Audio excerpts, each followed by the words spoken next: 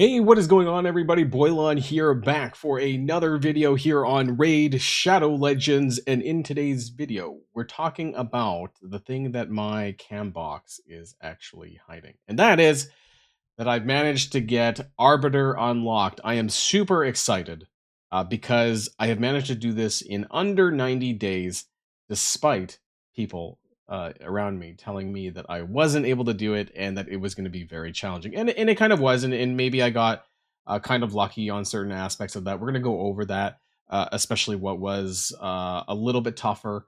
I'm going to go over some of the teams that I used as well to clear some of the dungeons, because in order to get that done, there was a variety of kind of milestones that I had to kind of tick off. So we're going to be covering that in today's video. But before we do, I do want to remind people that if they haven't started playing Raid Shadow Legends yet, now is the best time to do so, because you download using the QR code or in the link in the description down below, you'll get yourself a free legendary Elena roll, a epic Rector Drath, and epic Ugo at account level 15 and 30. So some really great characters here. And also, I do recommend that for new player accounts to use the promo code Supreme6 to get yourself a free legendary Void Champion Supreme Galax. So great time, best time to start playing Raid Shadow Legends. So, and also if you find the information in this video helpful, do me a favor and hit that subscribe button and ring the notification bell for all videos Raid Shadow Legends here on the Boilon channel. So let's get started, right? So I get this really annoying, you can't see it because I'm in the way, right? You get this really annoying, it almost seems like an ad. It's constantly there, and it's reminding me to claim my Arbiter. Now, I am not claiming Arbiter right now. Why? Because I'm saving it for an event. Whether that ends up being a clan versus clan, which I might be like a week and a half away, or a fusion event that might be on the horizon pretty soon.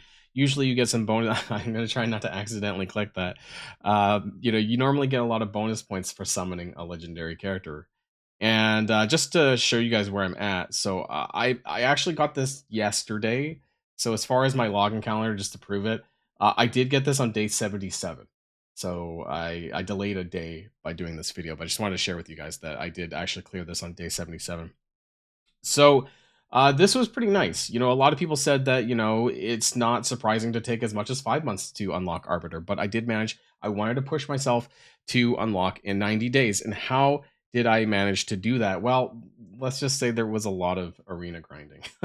There was a lot of classic arena refreshing, doing this stuff, sniping, getting some easy wins, because as you guys know, one of the biggest impediments, and I would say one of the biggest blocks towards getting Arbiter, is making sure that you level up your Great Hall properly, which I did cover in a previous video on the channel. So if you are new to the Boilon channel, I did a video about on this maybe about a month or so back, just so people didn't get caught up in this Great Hall trap for the arena, because you can easily do that. And I'll show you what I mean here by going into the Great Hall, is that you need to climb all the way to level 10 on one of the bonuses. Not, and I end up doing this afterwards, but you do need to take 2 to 4 and then 1 to 10. So I did Force and Magic to 4, and then I took Magic all the way to 10, because most of my characters, and this is going to be dependent on your roster, but the majority of my characters and the ones that you start off with, especially if you use the promo code, or if you started, in the last 2 months or so, right, then you would have had access to Alice the Wanderer. If you look at my roster, like the vast majority of them now are magic, or at least the ones that require accuracy that matter. And those would be like Kale, because Kale is a magic character. So, most people should be starting with Kale if you're making a new account. I had Strategos Islan, I had Ugo, I had Alice, and then I managed to get a mythical who is also magic based, his affinity. And this, I'll admit, this did help me quite a bit. So there's a couple of ways in which I had to clear certain things in order to get further in the missions. And a lot of that came down to the dungeons at stage 20, and then making progress in Nightmare, Clan Boss, and Demon Lord. I did a previous video about Demon Lord and the best way to build a team. And, I'll share just the TLDR version, I suppose, with you guys on what I'm doing for Nightmare. This is my Clan Boss team. So and all of this honestly is doable, I think, in my opinion. So I have like one Alice is my damage carry. Actually, the bulk of the damage does come from Alice, but a lot of people should have access to Alice, especially if you started in the last few months. So that is my damage carry. Applies the smite, the protected smite buff there, debuff there, and then Rector Drath is my healer, and then now I forgot Estra Dream Song, right, is my kind of speed carry, like the speed up character. But I mentioned that this can fill many other roles. Like if you, depending on who you have, you could use, say, Apothecary, who's down here. You could use High Katoon, right? If you're really desperate for these kind of characters, that you need someone to speed up your team. Esther Dreamsong helped me push a little bit further because not only is she doing speed up and turn meter, but she's also giving attack up, so that definitely helped. Now I ended up replacing Kale with Thane, so it was another damage character, but filled other debuffs that really helped. So attack down, defense down. The weaken I already had covered by Geomancer, but again, a lot of it is just kind of covering those different debuffs and buffs to your team that's going to help you push a little bit further. And so this is the team that I'm quick battling now. Actually, I unlocked the quick battle for that. I'm getting around this is what I simmed actually earlier on, was about 45 million almost. So this is what I used, and I ended up climbing the ranks. Now before that, when I was running Brutal, like what was different about my team is that instead of Fane I was running Kale, and then instead of Estrid I was running Apothecary, and then instead of Geomancer, I was running Ugo. And I was still able to make progress into Brutal. And I guess that's the point that I'm making, is that, it doesn't take you don't need a bunch of legendary characters to like break and do good damage into Nightmare. Now, Ultra Nightmare, which I'm not there yet, is going to be a whole nother can of worms. I think I've tried this, and I only was I think I was able to just scrape into the first chest with one key, and I don't know if that's really worth it or not. I'm gonna have to decide that, because I think I want to help my alliance more, or my clan more, sorry, and do more progress in Brutal and Nightmare to get it dead, to get the 2 different chests per day. I think that's something that we're working on, rather than me trying to just scrape by a single lower level chest into Ultra Nightmare. But as far as my dungeons go, and this is where you're going to need to do a lot of progress to get through the Arbiter missions, the potion keeps aren't that hard, and I don't even think you need to go all the way to 20. I'm pretty sure it caps out at 15. I think. I want to say that, like, or maybe 17 maximum. Like, I'm pretty sure it's 15 or 17. Like, that's as high as you have to go. And honestly, the mechanics on these are very simple. And if you have somebody that has turn meter reduction, I think that is probably good enough that you can cheese it, because none of them are immune to that. And so it's an easy way to cheese the mechanics on a lot of these fights. Now, for the other ones, though, you do need to clear the main 4 at stage 20. And I do want to say that Spider's Den 20 was some of the hardest that I had to do. The second probably was Fire Knight. I'm kind of just around there. I've managed to clear Fire Knight up to 23. I mean, I'm not really pushing that hard. I do eventually obviously need to clear 25, so that I can unlock hard mode if I want to challenge that. That's going to be the next step for my account, I guess, is try to be able to do that. But I want to show you the team that I'm running. Now, I do want to say that stage 20 Fire Knight was a lot harder than some of the other ones, because Force is not a good affinity for me, for the characters that I have. But what I ended up using was Alice was really good because of the basic A1. And then I at this point I needed to have a healer, even though Rector Drath is not multi-hit. I do not have a multi-hit healer. So unfortunately, I still had to run Rector Drath, but I did run Apothecary instead of Estrid, because of the triple hit A1. And then I had Geomancer as my turn bar rewind. So I had to make sure that all of them knocked the shields down before Geomancer applied the turn bar removal. And then my Kale has the blessing that gives the bonus attack, which really helps for that on the A1, but also the A3 poison attack is multi-hit as well. So this is what I ended up using to clear stage 20. There's all sorts of team combinations, and I'm not going to tell people, what they need to use for Fire Knight, but obviously characters that are multi-hit are absolutely going to help. And if you have at least one of your characters, like a Cold Heart or something, someone that does multi-attacks, that's really going to help. I don't have Cold Heart. I really wish that I did, but unfortunately I do not. So unfortunately, once I got high, like 20 plus on the stages, I couldn't run it without a healer. I guess the alternative is that I could run 2 turn bar rewinds, but what I found was that I actually couldn't get through the waves without somebody dying. So that's why I kind of had Rector Drath around. So I would have to feng shui my teams a little bit to kind of get through the wave portions. You could probably cheese Fire Knight and have like 2 turn bar rewinders. But yeah, the waves were a bit of an issue for me. So that was Fire Knight. Dragon's Lair, super easy. Like honestly, I've already at 25. I've done like stage 1 of hard mode, like not much, but Dragons is super easy to clear at stage 20. It's one of the easiest dungeons, honestly. I think you could use almost anything, frankly. I don't even think that his mechanic where he has the purple bar and he does the fire breath with the stun. I think it's negligible. You can just eat that and then heal through it. It's really not a challenging dungeon at all, in my opinion. So I don't think I need to give too much advice. Like this is what I'm running on 25, but I don't even think it's that big of a deal, right? You could pretty much throw a lot of things together. If you can get past the waves, you could probably kill Dragon. That's how easy it is, in my opinion. Ice Golem's Peak. This was a little bit more challenging. I haven't pushed on. Now, I'm thankful that stage 20 is Spirit Affinity because that is better for me than it is because most of my damage dealers are magic based or blue magic affinity. So that is easier. I haven't tried to push on. I probably could. Maybe I'll do that just sometime just to see how far I can push down in the stages.